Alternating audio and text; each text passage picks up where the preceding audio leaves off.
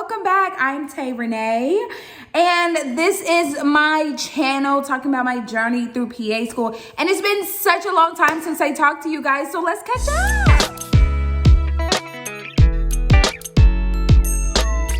Hi, I've missed y'all. Literally, I'm not even lying. Like, I've had this task to make a video on my to-do list for a year, and I'm just now getting to it.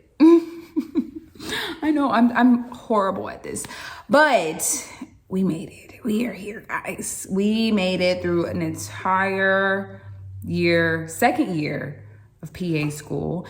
And I plan to catch you all up, tell you all what's going on, tell you all about my clinical rotations. But my plan is to do that in a separate video right now. I really want to talk about where I am in the journey and some things that I've been noticing, experiencing as I'm so close to the end. And I really wanted to make sure I got this video out to you guys. As you can see, I was literally running errands and didn't have time to do anything. My hair appointment is in the next few days. So we're rocking hats. But yes, I'm so excited. So I kind of wanted to touch on 3 things in this video. One, I really wanted to talk about my elective rotations since I not too long ago completed those. And those rotations are really what I am interested in and what I'm interested in pursuing as my job or as my career once I graduate. And that's women's health. If you know me, you know I am an avid women's health person. That's me. I've always said I wanted to be an OBGYN, like literally since I was 8. And the time is coming, it's here. So my 2 elective rotations, just like to give you a brief overview, we have a total of 10 clinical rotations that we do in our second year PA school. And 2 of those 10, we get to choose whatever we want or whatever we're interested in. And my 2 were maternal fetal medicine, which is high-risk pregnancies. And then the second was minimally invasive gynecological surgeries, which is essentially like hysterectomies, getting your tubes tied, taking out fibroids and cysts like that. I still love labor and delivery. I'm all for that. That is the ultimate goal. But being in an outpatient maternal fetal medicine clinic, and then also being in the operating room, operating on women, different gynecological issues, really opened my eyes to how vast women's health is, but yet how it's all connected. So that was really cool to see. It was cool to see like the difficult side of pregnancy and how much it does to your body. Like, it's insane.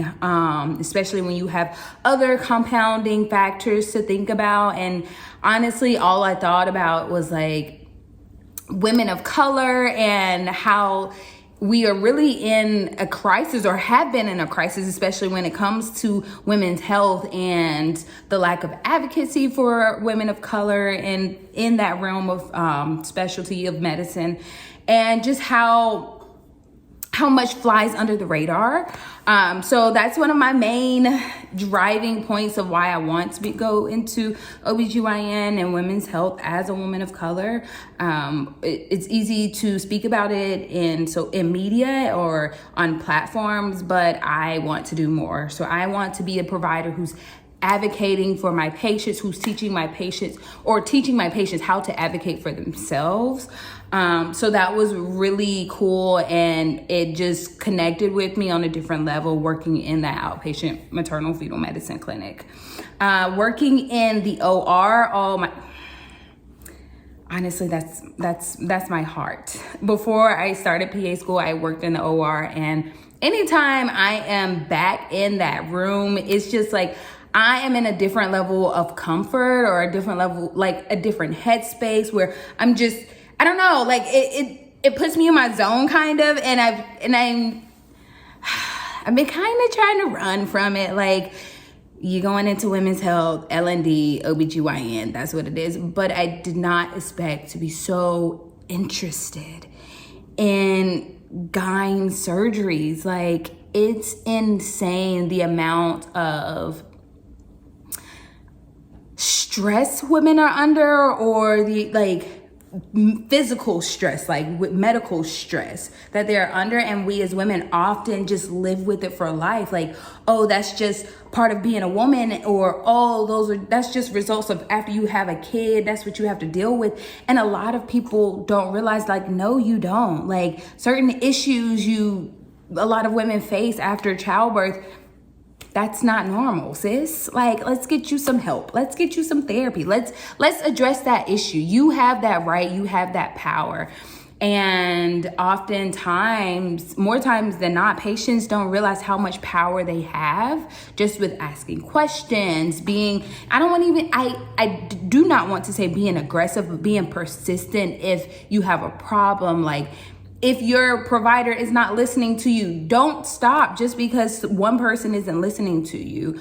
And being in that clinic or in that realm of women's health, seeing women deal with things for so long just because they thought it was their new normal, that was an amazing experience.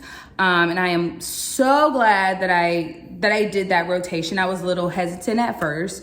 But I'm so happy that I decided to do that rotation.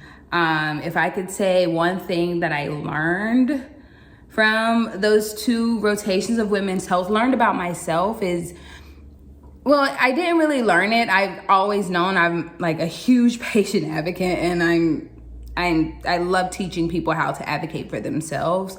But it showed, or it revealed, like, no matter how much I advocate for things, like, there are so many more women who aren't able to come into contact with people like me who are ready and willing to speak up for them or tell them that's not normal, sis. Like, you don't have to put up with that.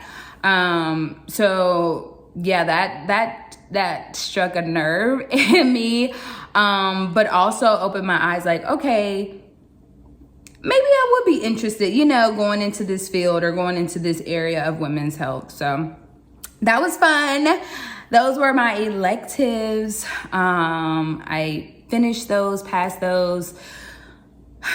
We're at the end of the year, y'all. Like, I literally 2 days ago just took my final for our curriculum, which was a summative exam of everything, a summative written exam of everything that we've learned the first year, and then throughout this year. And your girl passed. Like, I was so nervous, y'all. I was studying so much, praying even more. But yes, so we're really at the end of the year. We still do have like smaller things and little tasks to tie up and stuff like that and finish up. But graduation is literally less than 20 days away. So I'm so excited. However, one thing that I've noticed, like, in the hustle and bustle of like finishing up PA school and getting closer to graduation, I've never realized or let me say it like this, I didn't realize how much privilege can cloud your vision of something.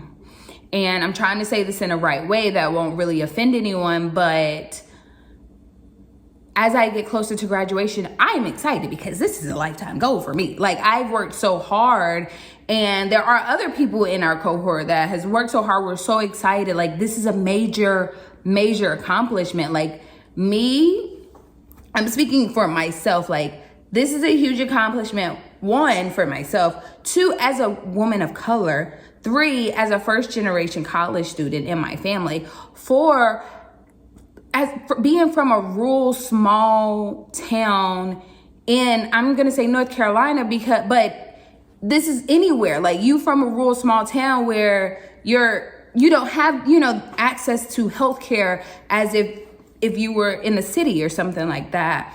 And to go through this journey, to have my community, my rural town, like, behind me, supporting me and cheering me on, like, to make it here, it's a big deal. Like, it's a huge deal. However, some things that I've noticed with our classmates, it's an accomplishment, but it's like, okay, I have doctors, I have lawyers, I have PAs in my family. Like, this is not like a once in a while thing. This is like, oh yeah, my dad's a doctor, his dad's a doctor, his dad's a lawyer, like that type of privilege. So, and I'm not speaking to anything about money or anything. It's just like a mindset where you become so used to seeing those type of figures, you don't realize what it's like growing up. And yeah, you may see one or two people like that, but they're not that close. They're not really in your family, or like, you know them from the community. Like, it's not an everyday thing where you can watch someone you know become something as big as a medical provider, a doctor, a lawyer, a PA, or whatever. And as we get closer to graduation, some of the small things that I'm like, oh my God, this is monumental, this is huge, it's just like, to other people. And I said all of that to say, like, I was starting to get a little frustrated. Like, is this not important? Like, am I the only one who's thinking that this is a big thing? But really, what I should be thinking is, it still is a big thing. No matter if it's big to you, big to her, big to him, it's big to me. I know how hard I've worked for it. And I really learned, like, don't allow other people's reaction to success judge your reaction or influence your reaction. Like, don't let that get into your head to where you're like, oh, well, maybe I'm not supposed to be this excited, or maybe it's not as big of a deal as I'm making it. And it is. I had to kind of like sit back and think, no, wait, I'm not going to become upset about anything. Like, their perspective is their perspective. But for me and my family, oh, we celebrating because we all went through this together. Like, I had to lean on my support family. And as I get closer and as people tell me, like, I'm so proud of you, congratulations, I make a note to tell them, like, no, I am thankful for you guys. I'm thankful for my family and my friends, because if it wasn't for my family, like, picking up the phone when I'm stressing out about something, or even just having a conversation, like, I can go back to family and just relax. Like, I don't have to focus on school all the time or with my friends. Like, I can have fun, I can have those times, but also that accountability. Like, my family and friends are like, all right, you've had your fun, now get back at it. Like, yeah, you just had a breakdown, now pick yourself up and keep going. And I'm so grateful to everyone who has supported me, who has wished me well, or even, honestly, I'm just happy. Like, I'm just happy and grateful. And I don't want that to be dimmed by other people's perspectives or other people's reaction to this. So I said all of that to say, like, if you happy, be happy. If you celebrate an accomplishment, you celebrate that because you work for that and you know what you put into it. And don't let other people dim your celebration. Don't let other people tell you or make you feel like you're doing too much. Now, if you're doing too much, you might want to get that together. But, like, no, your accomplishment is your accomplishment and it's worth celebrating. So yeah, like, I just wanted to get this video out. I've been doing smaller clips here and there on Instagram. If you follow me on Instagram, I think it's Octavia Hicks. I'll link it below. But if you follow me on Instagram or Facebook, you can see, like, I try to drop some things periodically, but it's been on my list to make this video. I am so happy to be so close to the end. Yeah, yay, we did it, you guys. I'm going to try to go ahead and make that other video with details about my clinical year, about what that entailed, what rotations I went through. If you want if you guys want like a review of the rotations or see which one my favorite was, I'll probably say that anyway. But just let me know in the comments where you can like, share, subscribe to my channel, and I promise I will do better. Graduation's coming up, so I don't have enough choice. But yeah. Thanks, guys. I'm so glad to be back and talking with you guys. I feel like I have so much to share with y'all, and I'm just so excited. Yeah. So y'all like my hat? I told y'all I was out grocery shopping, and I was like, let me go ahead and do this video while I have the energy. But yeah, I'm just out here trusting God as always. All right. Thank you guys. See you soon. Bye.